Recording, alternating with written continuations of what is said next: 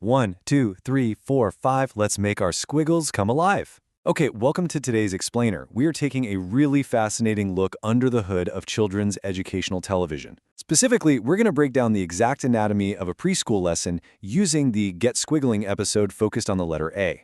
Now, I know it's incredibly easy to dismiss this as just, cute, colorful cartoons, but as we're about to see, it is actually a highly structured, carefully engineered pedagogical machine designed to absolutely maximize retention.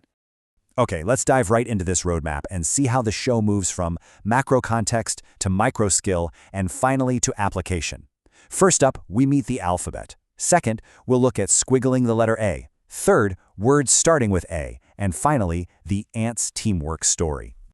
All right, Part 1. Meet the alphabet, establishing the macro context. So before teaching an isolated letter, you really have to establish the full phonetic landscape, right? And this brilliantly illustrates how the host, Squiglet, uses just a squiggle pad and some squiggle sticks to rapid fire through all 26 phonetic anchors for the audience. I mean, we go from A for ant all the way down to Z for zoo. And just look at how they pepper in this super memorable descriptive visual imagery along the way. You've got a frog with boingy legs, an igloo as a snowy den, or an octopus wearing funny clothes. It creates this rapid-fire mental map, giving the young viewer the complete big picture before we zoom in for the day's specific lesson. Moving on to Part 2, squiggling the letter A, focusing on the micro skill. Now that we've got that broad context nailed down, the show transitions directly into the micro skill. It's broken down into 4 distinct steps: round, up, down, and flick. The host repeats this specific sequence, round, up, down, and flick, multiple times. It leans heavily on that classic rule of 3 repetition concept. This specific motor skill mantra is the absolute core mechanical takeaway for the kids. It's essentially translating a visual shape into an actionable, rhythmic physical movement that they can easily memorize. But the pedagogy doesn't just stop at the animated host. The show actually bookends its lesson by showing real kids, Florence, Johanna, and Lily, perfectly executing those exact steps: round, up, down, and flick.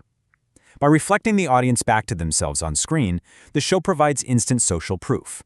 It's basically telling the viewer, look, this mechanical process actually works, and real kids exactly like you can do it successfully. And then we hit this totally crucial transition point.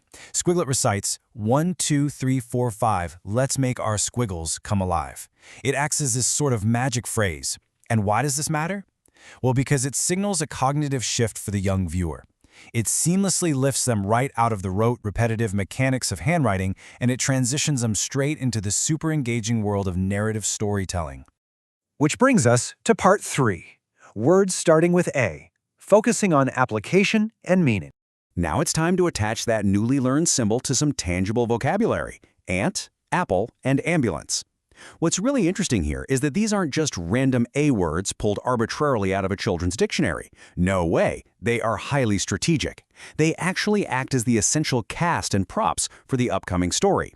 So the lesson is brilliantly preloading the narrative components, meaning the kids are already perfectly familiar with all the pieces when the plot actually kicks off. And finally, Part 4, the ants' teamwork story, bringing in social-emotional learning.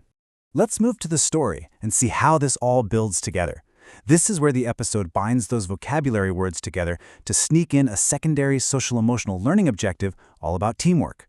First, we meet a bold ant who constantly shows off by carrying a leaf or twig entirely alone while all the other ants are working together. Second, he tries to lift a massive, heavy apple all by himself. Third, inevitably, the apple topples right onto his foot. Fourth, we get our third vocabulary word: an ambulance arrives and takes him to the hospital. And finally, the ant returns and realizes he absolutely must use teamwork to push the apple. It's a classic, perfectly paced story arc of arrogance, downfall, and redemption, and it's built entirely around the letter A. So the crucial point here is the direct contrast. On the left, we have the solo approach. The bold ant carries a whole twig alone, confidently stating things like, "Look at me," and "Leave this to me." Then on the right, we have the collaborative approach. After his little injury, the ant realizes his error and declares, "Let's do it as a team. If we work together, we can move it." The lesson masterfully contrasts the ant's initial arrogance with the realization that collaboration is far safer and way more effective than just showing off. And the story arc concludes exactly as you'd hope for a preschool audience. The ants give the apple a big push, roll it all the way to the anthill, and they eat it together. The successful application of teamwork results in a shared, tangible reward for all the ants. It's a subtle but incredibly effective way to anchor that phonetic lesson in a meaningful moral context that kids can easily digest.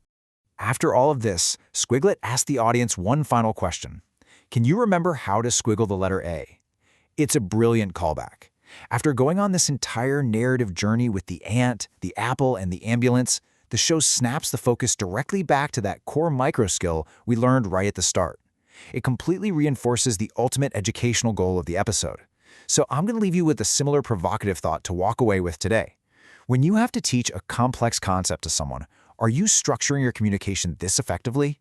Are you mapping the macro context, drilling the micro skill, and then binding the whole shebang together with a compelling narrative?